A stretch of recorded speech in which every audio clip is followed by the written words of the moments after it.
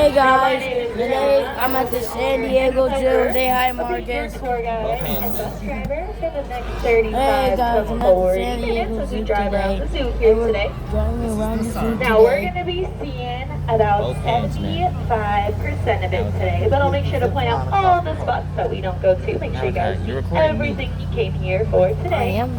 Now, as we pass through the front plaza, this is door number 1 out of 2 to our San Diego Wildlife Lanes, the second being our safari park. As we drive around, we're going to be looking for some cool animals. We'll learn some fun facts, but we'll also learn some of the threats facing these animals here today. How our partners around the world are working hard to create a world where all life can thrive. And you guys are helping out with that today. Now we're going to pass by our very first wildlife on the right here. These are the American flamingos. Now if you're a flamingo fan, get excited because we've got a second group of flamingos coming up later on the tour. Now if you guys follow to the left on this path over here, you're going to end up at our reptiles at base camp, and at one end of the Skyfari that is included in your admission. I'll point out the other spot for you guys. But if you feel like it, throw your hands up because we're headed into Lost Forest. Woo! Yeah. Alright. Now we're just going to go over some quick safety stuff. Make sure we keep the fun and excitement to just our animals here today. Now the biggest rule of the bus tour is going to be keeping those arms, legs, head, shoulders, knees, toes, electronics, children inside the bus at all times. You guys are welcome to stand up on the bus tour today. That's absolutely fine. It's encouraged. Just make sure you guys are holding onto a metal railing for me when you do so.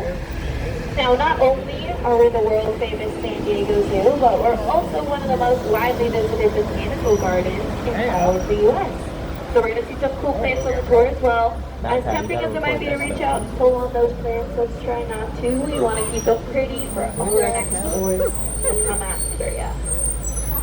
Now guys, on our right, we're looking for our Malayan tiger, and it looks like he's laying down right under the big tree right here in the middle. Don't worry if you can't see it, I'm going to slow roll, just make sure I give everybody a chance to see. My upper deck should be sort of getting their view right here. Now we've got 2 Malayan tigers here at the San Diego Zoo, Connor and Barani. But this is just home to Connor. They live in 2 separate habitats. Now these tigers are solitary, some are social like us, and then some of them just prefer their very own spaces. They live life on their own, so that's what these guys do. He's kind of camouflaging a little bit, but hopefully you guys can see he's right to the left of the tree. Just curled up. They do sleep for about 16 to 20 hours a day. I'm sure we all wish we could sleep that much. Now, if you guys have ever wondered why are tigers orange, that's not very camouflage of them now, is it? Well, we can see the colors orange and red with our photoreceptors. We interpret those colors. But not all animals see colors the way that we do. So when we're looking at an orange and black tiger, they would actually see that as green and black. But more so not me. So my back of the bus, give me a thumbs up if they saw the tiger. Thank you guys. Alright, we'll roll forward just a little bit more, so it's very back. And then we're going to keep rolling on. Now, one of the things we'll talk about today on the tour is why all these animals are here and how they're serving a bigger purpose in the grand scheme of conservation. Now, one of the ways that our Malayan tigers help with this is they are actually part of our species survival plan. It's a lot like an online dating website. We match up different individuals across our AZA accredited zoos, genetics-wise and that sort of thing. And if they meet up and they like each other, hopefully they'll have cubs. We provide the safe space for them to do that, and they're endangered. So having more of them out in the world is always a good thing. Now guys, next up on our right, we're keeping an eye out for our river hippos and our okapis. Now I'm not seeing much of either, just at a very first glance. Now our river hippos are definitely in this tank here. They are in the water for about 16 hours a day. Now a funny fact about hippos, they can't swim and they can't float. They just sink to the very bottom of the tank and they kind of just wander around on the bottom of it. which is pretty funny to me. Kind of just like bounce around like astronauts on the moon. But what's also interesting about them is they are meant for the water like this, so they have their eyes, their ears, their nose all on the very top of their head so that they can stay in the water. It's easier on their very heavy bodies, so they kind of have that easier for their joints. Now our okapis live right at the back. I'm also not seeing them right now. They're probably catching some shade in the very left corner. Can't blame them for kind of hanging out in this cooler space. As it gets a little bit warmer, it's pretty common for our animals to find some nice shady spots, maybe a little out of view for us. But I do recommend coming back to this area. One of the best parts about this area is that it's called Tiger Trail, and it's one of the shadiest spots of the zoo. So make sure you guys are taking care of yourselves, drinking water, but also good excuse to come back to this area.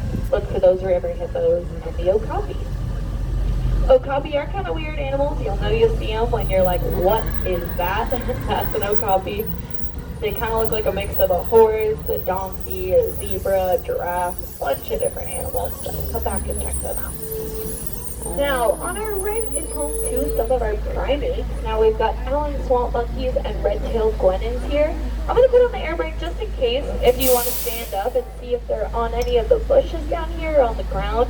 But the only one I'm seeing is in the very back corner at that little tiny door. I see a tail hanging. Oh, there it is. It doesn't look like we're seeing too much here. Now this is home to Allen swamp monkeys, red-tailed guenons. A lot of them are actually rescues from the illegal wildlife trade for bushmeat. Now when I say illegal wildlife trade, we hope it's not happening for these guys, but unfortunately it is. And so that's where our partnerships come in. Now what you guys should know is that the San Diego Zoo is a non-profit. So all the money you guys spent here today, including just coming here with your admission ticket, is all going back to supporting all of our animals. And how that works is we have 8 different conservation hubs. Now in each of those conservation hubs, we have partnerships where we work directly with the animals we have here. So for those guys, we work at the Limbe Wildlife Center. It's located in the Evo Forest, and it's where we rescue, rehabilitate, and then release those guys back into their natural. All your money today is going back into those partnerships, which is pretty cool. You guys kind of have a hand all around the world.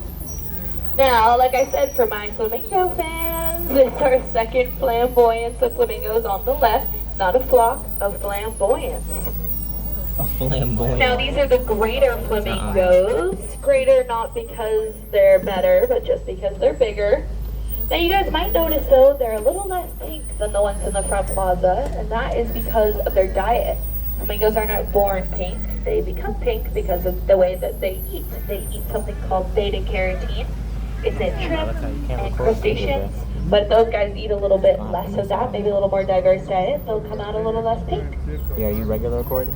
Now, next on our left, we've got our cormorants, and I do always like to talk about them. They're a personal favorite of mine. We've got a lot of our local